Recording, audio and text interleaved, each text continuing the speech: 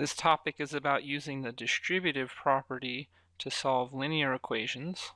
And you can see in the main idea, it tells you to solve linear equations that have parentheses, use the distributive property to clear the parentheses. So there's not much to really talk about before we get into examples, except to talk about exactly what the distributive property says. So if you look right here, went ahead and wrote what the distributive property says. So the idea is, if you have a number, say A, being multiplied by the grouping B plus C, you can get rid of these parentheses by distributing this multiplication to each term. So you take the A and you multiply it to the B, and you also multiply it to the C, and you add those results together. So we're going to use this property whenever there's parentheses on one side of our equation, our linear equations anyway. Okay, here we go with our first example. All right. You see, this is a linear equation that has parentheses. And so what we learned is to get rid of the parentheses, we can go ahead and apply the distributive property. So wherever I see these parentheses with this multiplication, I'm going to go ahead and multiply it out using the distributive property. So here I have to multiply the 3 to the x and the 3 to the 5. And then on the other side I have more parentheses, so I have to take this entire negative 7. Okay, the negative is, this minus is part of the 7, and I have to distribute that to the x and to the 2. So let's see what I get after doing this. 3 times x will give me 3x, plus 3 times 5 will give me 15. Bring down this minus 1, equals, bring down the 4. The negative 7 got distributed, giving you a negative 7x. Negative 7 times 2 gives you a negative 14. And then we still have a pretty complicated equation because we can collect like terms. Okay, so we're going to go ahead and simplify each side still before we start rearranging things using reverse operations. So on the left side, the 3x I can't do much with, but this 15 minus 1 can become plus 14. Over here, the negative 7x I can't do much with, but this 4 minus 14 becomes negative 10. Okay, now I can move my x's and numbers around. I can start using reverse operations since each side is completely simplified. So I'm going to go ahead and bring my x's to the left by adding 7x.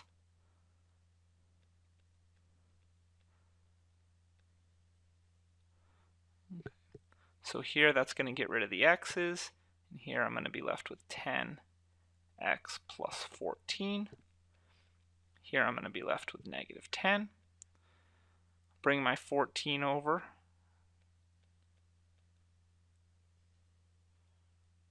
Gets rid of it on this side, so I have 10x equals negative 24. Right, and then finally, because 10 is connected to the x by multiplication, I use my division, right, reverse operation of multiplication. I get rid of the 10, leaving me with x equals negative 24 over 10. However, we have a fraction answer. That fraction is not reduced. So you're going to have to go ahead and reduce the negative 24 over 10. 2 goes into both of them. So this becomes negative 12 over 5. So there's your final answer. X equals negative 12 over 5.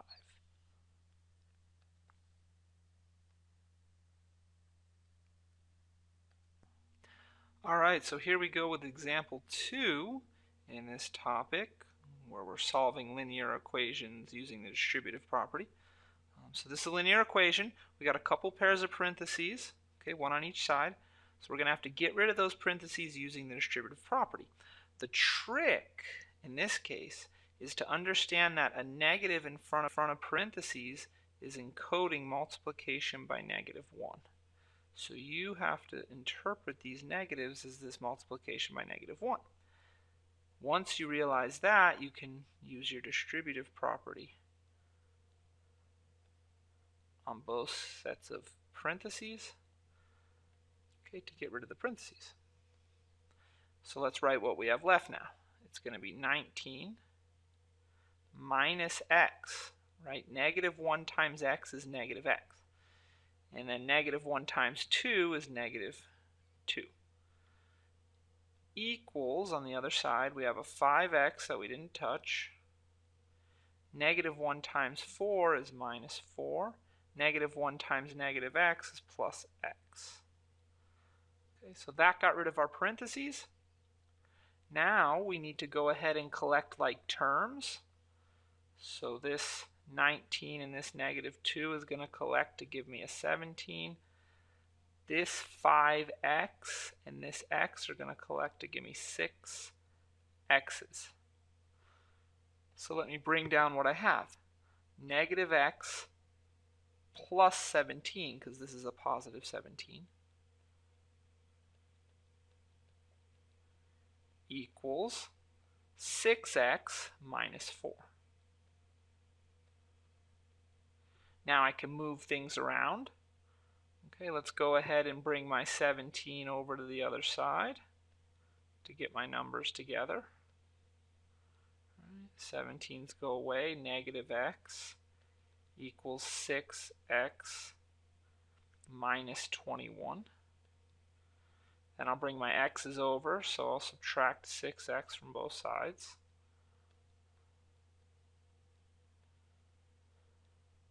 Here the x's go, so I'm left with -7x equals -21. To get rid of this -7, I have to divide. All right, which leaves me with x equals -21 over -7 is +3. Put the ceremonial answer box around it. Oh, there we go. All right, here we go. This is the third example for this topic, and we're solving another linear equation. It looks like a monster, but in fact it's not too bad. I'm going to go ahead and work the algebra out very quickly here. Okay, because what's a little more interesting on this example is what the answer ends up being. Okay, so we're going to use our distributive property first, which tells us that we have 37x minus 10x minus 20. Okay, then we move on to the other side. 16 gets distributed. 32x minus 16. Bring down the rest.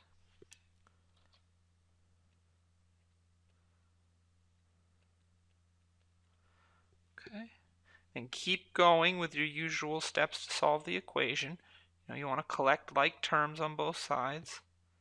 37x minus 10x is 27 x's. Then on the other side we have 32x minus 5x, which is again 27 x's. And then also here we have numbers to collect. -16 minus 4 is -20. So altogether our equation becomes positive 27x minus 20, right, we had to bring this down, equals 27x minus 20. Hopefully this is looking a little fishy at this point, but let's continue. We would want to get our numbers on the same side now. So Anything without an x, let me move to the right side. Plus 20, plus 20. But look, these go to 0 and these end up being 0. So you have 27x equals 27x. Similar thing happens now. The x's need to be on the same side. So I have to subtract this 27x over here.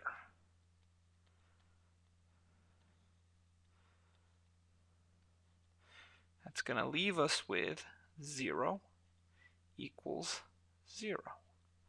Okay. This is a true statement.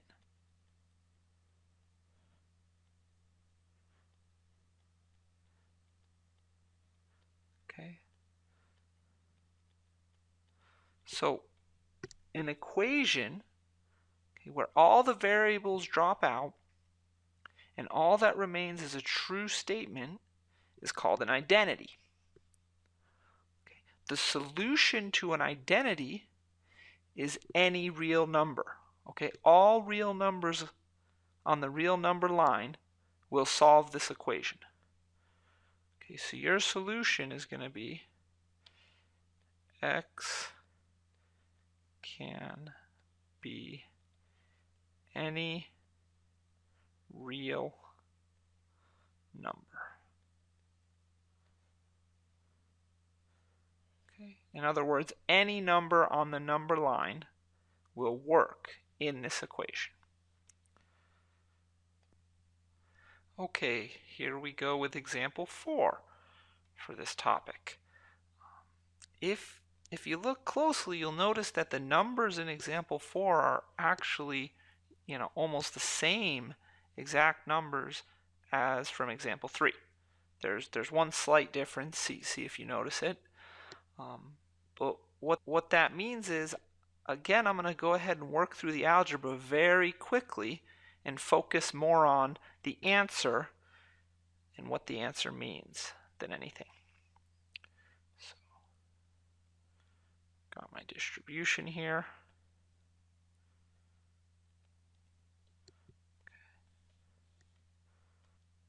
Alright, so there's my result after distributing the -5 and the 16.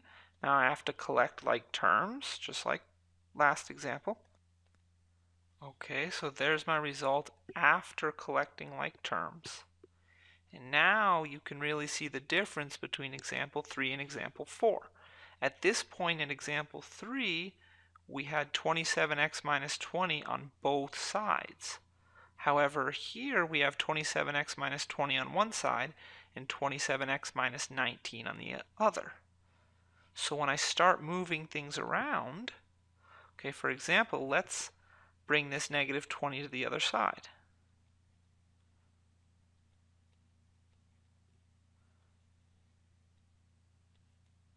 That's going to leave me with 27x here, 27x again. This is 1 now. So now to get my x's on the same side, I have to subtract this 27x and then do it here.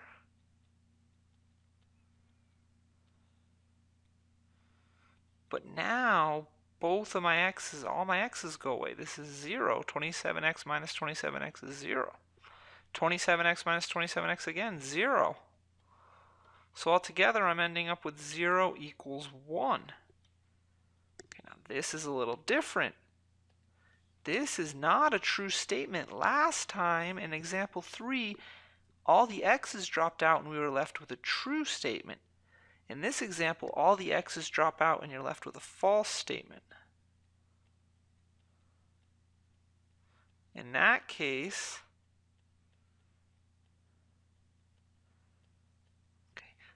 the equation itself is called a contradiction. Right? And basically what happens is no x value solves the equation. So what we end up with is no solution. There is no possible x value that you can choose that will make the equation that we started with true, because the equation itself always translates into a false statement. So you can't possibly pick an x value to make it true. So you simply write no solution. And yes, you do have to show all the work beforehand. But in the end, the final answer is simply no solution.